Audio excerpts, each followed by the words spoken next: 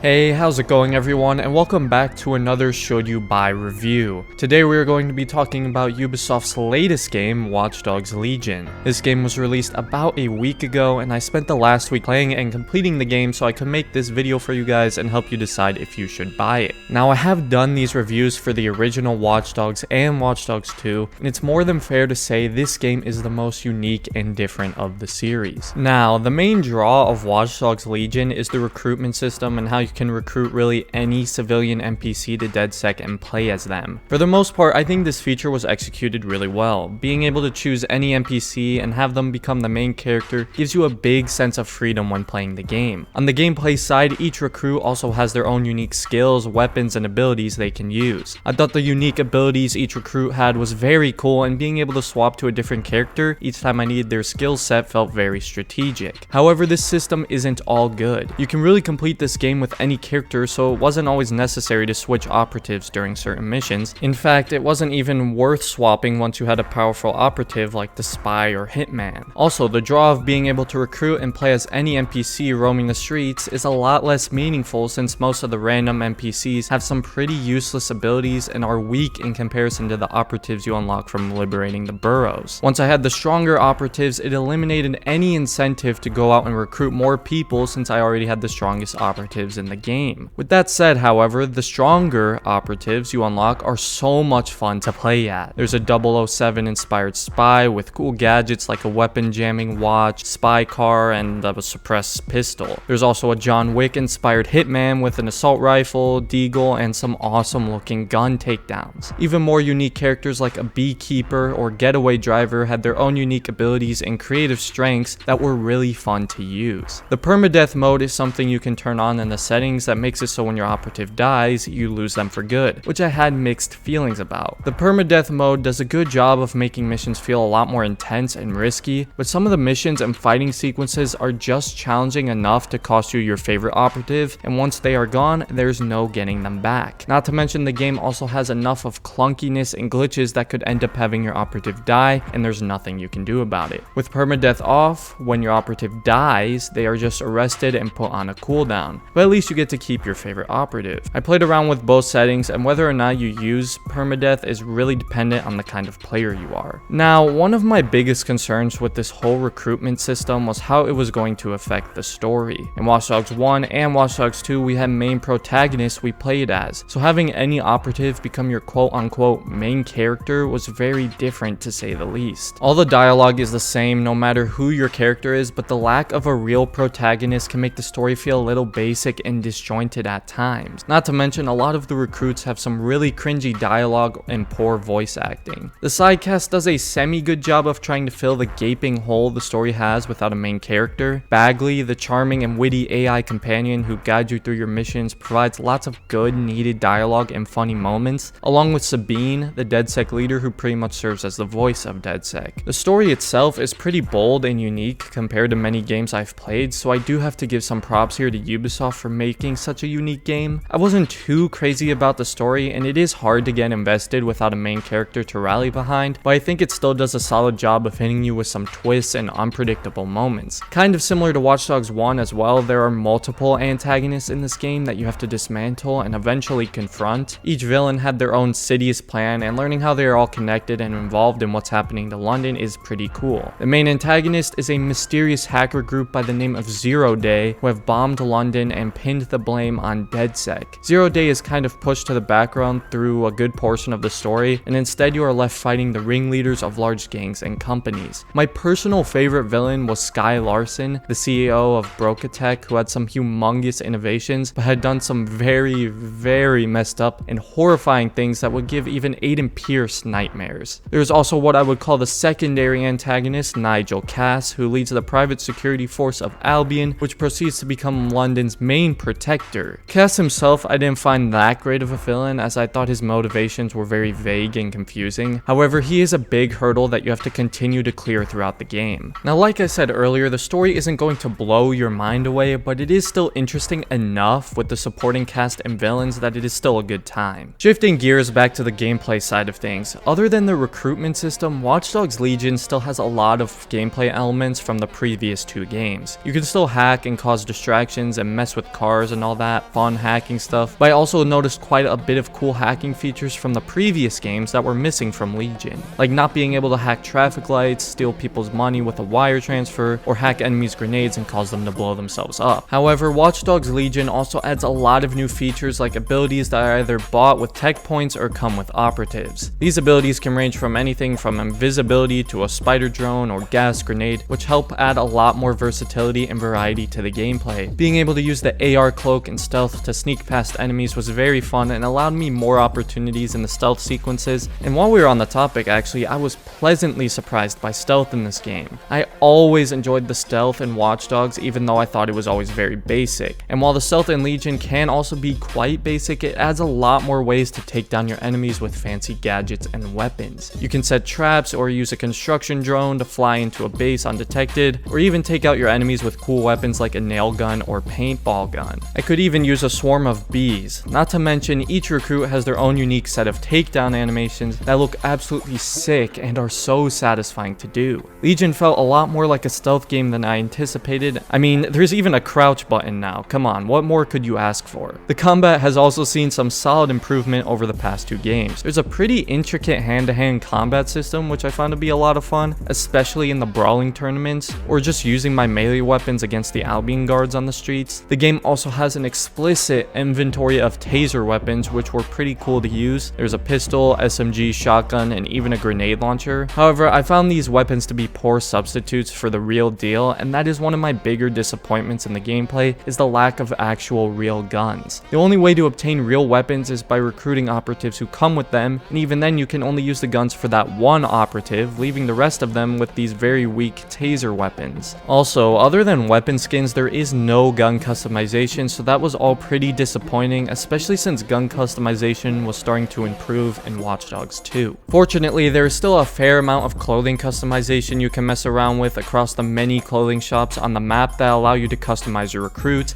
as ridiculously as you like. Now, a big part of each Watch Dogs game and your main transportation are the cars. I love the look of the cars. I think Ubisoft did a very good job of capturing the futuristic vibe with cars, especially with a lot of them being self-driving. Although, similar to the guns, you can't actually purchase or customize any cars. And the only way you can acquire personal vehicles is once again from the recruits you get, and other than the spy car, there wasn't anything too unique about a lot of the vehicles. In terms of the actual driving, I think it's the best it's been in the series. Driving feels smooth and steering is very responsive, and you can actually even edit the responsiveness in the settings, and that's something I actually really appreciated. Watch Dogs has always been really good with its open worlds. Chicago in Watch Dogs 1 was full of life and immersion, and San Francisco from Watch Dogs 2 was a beautiful and vibrant, lively city, and I believe that London in Watch Dogs Legion is the best one yet. The amount of civilians and cars in the game feels much closer to scale how many people are actually in a large city, and it just made the world feel more alive. Just driving in your car and listening to the radio, you hear people talking about the current state of London and what's been occurring in the world as you progress, and it just adds a lot of immersion. I really love that stuff. Not to mention, the city looks beautiful and is infused with a lot of that futuristic tech with checkpoints set up and drones flying across the city's atmosphere. And let's not forget the amazing weather effects and day and night cycle that allow you to experience the city as if you were actually in it. All the buildings and roads have lots of detail and is absolutely perfect to go around recruiting people or just goofing off in. I also ran into a lot of Albion guards suppressing people and arresting them, or even rioting crowds protesting Albion's occupation of London. It does a great job of capturing this London revolution aspect, and you'll hear different sources and opinions on Albion's rule almost anywhere you go. The mission structure in Watch Dogs Legion is pretty repetitive. The main missions usually involve infiltrating a base or some restricted area, and you have to complete a lot of signature Watch Dogs puzzles, which I'm starting to get sick of by now. Having different operatives and gadgets to use does help with the variety, and the game also allows you to tackle the missions kind of how you want to, so that helps. But again, I think the puzzles were in the game way too much. They aren't hard or anything, but I don't know, I found them annoying to keep going through after a while. The side missions, I believe, actually do a better job. There are some of your typical filler Ubisoft side quests, but some of them do actually have some interesting side story threads attached to them that made them more fun to play. But at the end of the day, this is a Ubisoft game, so don't expect too much depth or variety in the mission structure. By far, my biggest problem with Watch Dogs Legion is in the performance. This game is a bridge between the current gen and next gen, and and while it does show in the game's beautiful graphics, it really struggles performance-wise on consoles and even the higher end PCs. I played on PC, and on my RTX 2070 Super and i5 9600K at 1440p, it was even a struggles at time to reach 60 FPS while driving on the city streets, and that was with the ray tracing and DLSS disabled. In the benchmark, I averaged around 80 to 100 FPS, which is not at all accurate of what the actual game will run at. In the city and free roam, I averaged 50 to 60 FPS, and in the non-populated areas, my frames would have a significant increase to the 90 to 110 FPS range, and it was pretty frustrating to have to deal with some of those frame drops. Now 50 to 60 FPS frame drops isn't that bad, but my PC is pretty high end, so for those of you who have a mid or lower end PC, your performance is likely going to struggle. Watch Dogs Legion does have ray tracing and DLSS, which was very awesome to see in an open world game like Watch Dogs, but it is so taxing on the game's performance that it's not even worth turning on. Besides, I think the reflections in the game look really good even without ray tracing. The world is really sharp and really detailed, and there is a definite improvement over the graphics from Watch Dogs 2, which already looked pretty good. Again though, performance is a large issue, and I also experienced quite a few bugs and glitches that caused some issues. I even had a few crashes, and from what I heard is that a lot of people are having a lot of crashes on both Xbox One and PlayStation 4, so Watch Dogs Legion still has a lot of ironing and optimization needed.